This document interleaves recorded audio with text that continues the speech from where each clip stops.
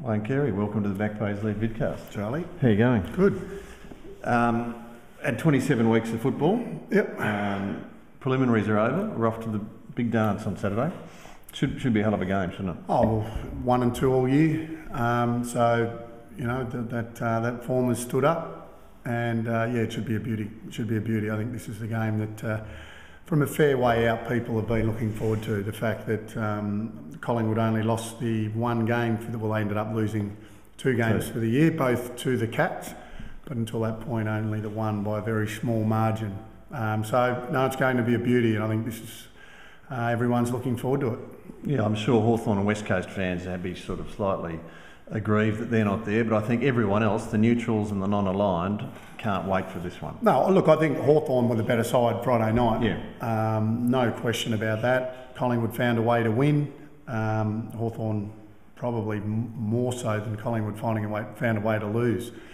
They really tightened up in the last quarter. They didn't play how they'd played in the first 3 quarters. Collingwood got their hands on the ball, and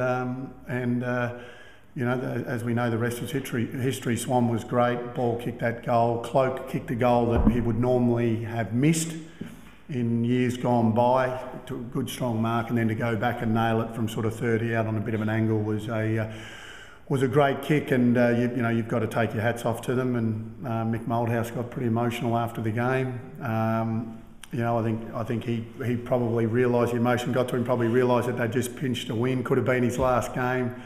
He now gets to coach his last game in a grand final, which is a fairy tale for him.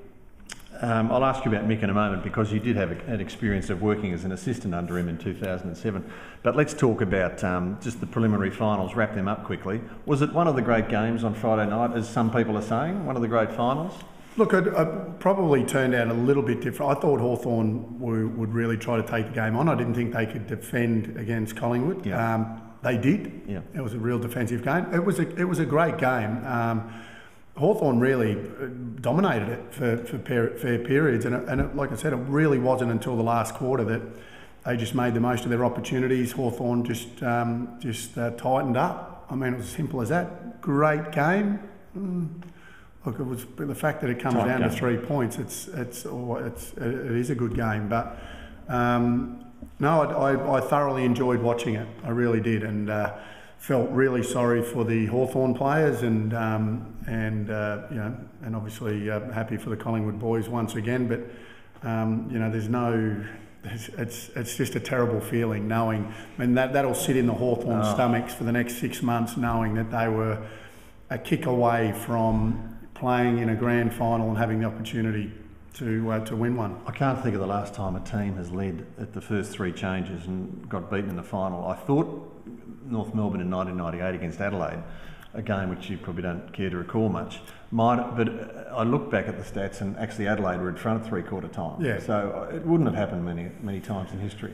No, it hasn't. And look, like I said, I think Luke Hodge said that the last quarter was terrible, and he was disgusted and all of that. And you know what? Look, they were so brave. I just think, I don't know what went through their minds, but against a side that we know are great finishers in Collingwood, and we know that the fact that they've been through what they've been through and being a premiership side already, you know they're going to keep coming. So. But we won't know what exactly went through or what was said at 3/4 time in terms of how they went about things, but certainly there was a real change in how they played in that last quarter. There were a couple of Hawthorn clangers in the last quarter too. There was a goal just marked by Schoenmakers, I think. Yep. Chance Bateman had just turned the ball over at least twice. And there are things that happen in pressure situations. Knowing, you listen to Collingwood players after the game say that, basically they thought that they'd lost the game when Buddy kicked that goal. They thought it was all over, and I heard Harry O'Brien say, he just thought he was going to hide. He didn't want to show his face and all sorts of stuff. So it's amazing. You can have those thoughts, but still. There's still that burning desire there, knowing that you've still got a little bit of time on the clock. And even Hawthorn still had that little bit of a chance after Ball kicked that goal. I mean, there was still time. Yeah, there was still time to kick one. Just on an issue in that game. The issue of umpires policing the goal line shepherding, because we saw Lee Brown basically get Josh Gibson in a sleeper hold and gave him an eye gouge, and they seem to apply a different set of rules to that grappling on the goal, the shepherding on the goal line. It's been going on forever. It's common. It's common sense. If someone grabs hold of another player, whether it be in a bear hug type situation to shepherd, I mean, that's a free kick. It's as simple as that. You're not allowed to do it. Not allowed to do it in a marking contest. You're not allowed to do it when you're shepherding. But that's to the discretion of the umpires, and and the fact that it's been highlighted, they may be a little stronger on it. But there are games where no balls are shepherded through, and then there are other games where we see a few of them. So it just comes down to the umpire's discretion and. The other game, Geelong kicked the first 3 goals in the first 8 minutes, I think, of the game, and kind of the air went out of the contest altogether. Yeah, totally. And I thought West Coast, they would start well and be in the game early, and obviously Geelong would run over the top of them purely because of their preparations going in. As soon as Geelong kicked the first 3 goals, the game was over. It really was. I just thought then from there on in it was they controlled it, and West Coast never looked like winning it. They've been brave though, West Coast. You can't begrudge them. The Cats are flying right now. I mean, their list management and the way they've gone about it, they are running on top of the ground. I think they are much better prepared and seem healthier. I know we've got Stevie Johnson, who has been the big talking point. I think he'll play. Do you? Yeah, I think he'll play. There's no structural damage. If there's no structural damage, that knee will see the side of a few sharp needles, and he will be out there, no question. It is grand final. Can they win without Stevie Johnson? Yes, they can. I really do think they can cover him. That's how well I think they're playing. He's an X factor. He's a great player, but I think Geelong are going into this grand final much healthier and playing a lot better footy than what Collingwood are. That's not to say that Pies still can't beat them, but my tip is the Cats. Oof. They're the underdogs, of course. $2, I think. The Cats. I think it's come into 3 cents. I think it's $1.90. Okay. Collingwood. It's now $1.93. Cats. Gee. That could well. They could well start favourites. The Cats. If Stevie J by Friday says he's 100% fit, I mean, he could very well start. They could start favourites. Is that Mick Malthouse on the phone? Could be.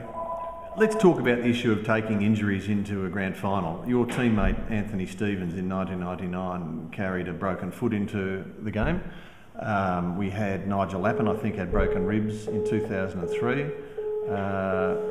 Those two injuries, they sort of came off the risk with those two players. Yet Trent Crode in 2008, I think, only lasted half a game when he carried an injury into the game.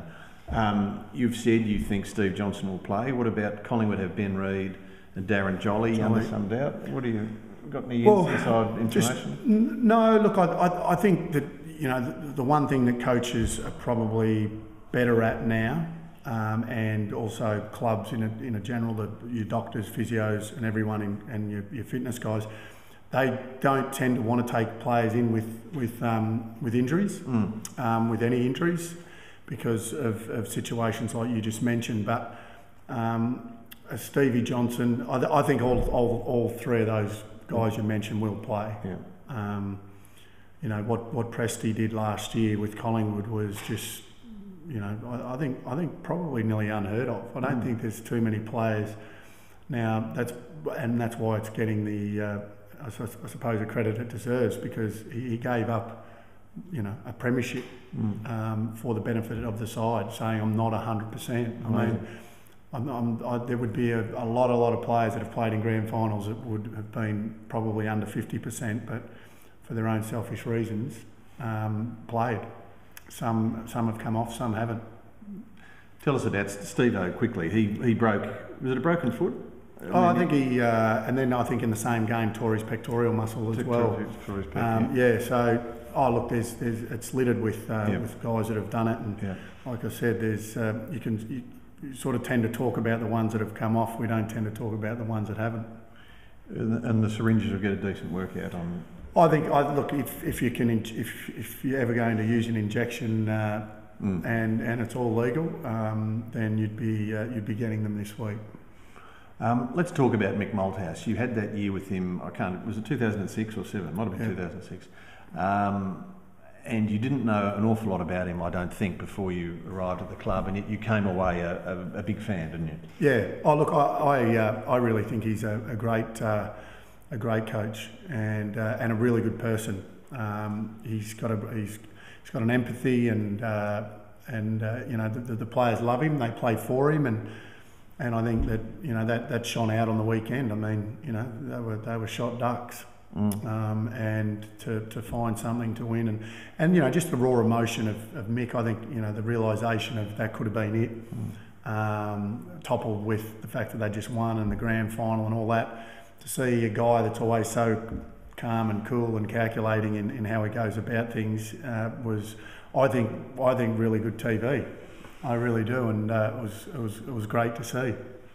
Someone who had a bit to do with it at West Coast in the early 90s, I must say, I did a double take when I saw him crying like that, because that was not how he behaved or coached 20 years ago. It was all stiff upper lip and stern looks and bristling moustaches. So what were the other qualities that kind of drew you to him?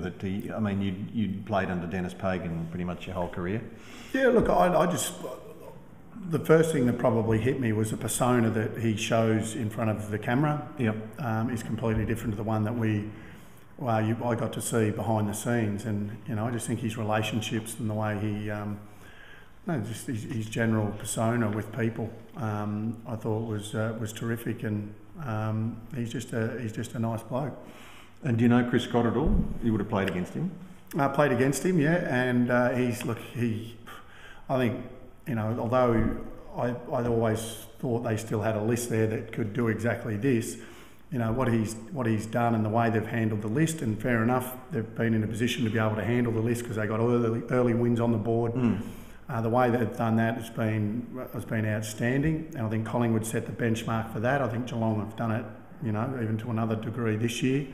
And defensively, I think the Cats are a better side. So than when they won the premierships. So I really think that he's done an awesome job, but they won't be satisfied now getting to a grand final. I mean, once you're in here, and it's probably been a while since we've had a grand final that's been this even. Yeah, I think it's going to be.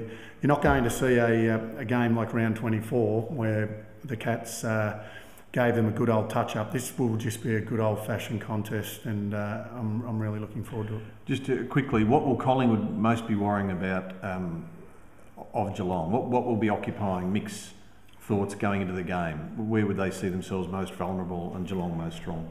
Oh, look, I wouldn't. I think when you make a grand final, I don't think you have any great weaknesses. I think you obviously Otten's.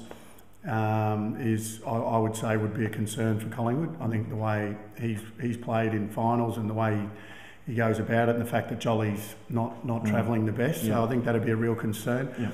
I think Geelong's real strengths are the fact that they can run so many guys through that midfield area, but that's a Collingwood strength as well. So, it's just going to be a really good game. I think they've got the ability, obviously, Collingwood, to defend against Geelong's forwards. Hawkins is in career best form, really. I mean, he's playing some really good footy. He's clunking his marks. Podsy Adderley. I mean, the Pies wouldn't want to be seeing those two take marks like they did on the weekend. In saying that, Collingwood, as we know, very hard-nosed down there, and they're pretty stingy in the way they defend, and they'll be at their prickly best. So it's just going to be a good contest all round. And like I said earlier, I'm just leaning towards the Cats purely off the back that they have beaten Collingwood twice this year. They go into the game running on top of the ground, whereas I think Collingwood are just maybe have a few more injuries, maybe just battling a more little disrupted preparation. Yeah, maybe just battling a little more than Geelong. You got a margin for us? I'll say 18 points, the Cats. Thanks, Wayne Carey, for your work this year and your thoughts and your insights. It's been greatly appreciated, and I hope. What about just quickly tonight, Brownlow medal? Your favourite night? Favourite, great night, most boring night on the calendar. But I'm reversing it. Chris Judd was 10-1 last year. Dane Swan was red hot favourite. It's now reversed this year. Chris Judd's red hot favourite. Dane Swan's about 10-1. I think Swan will win it, and Judd will be another favourite that doesn't win. The man with the sleeve of tats. The umpires are going to vote for him. He'll win it tonight at 12-1. You heard it here first.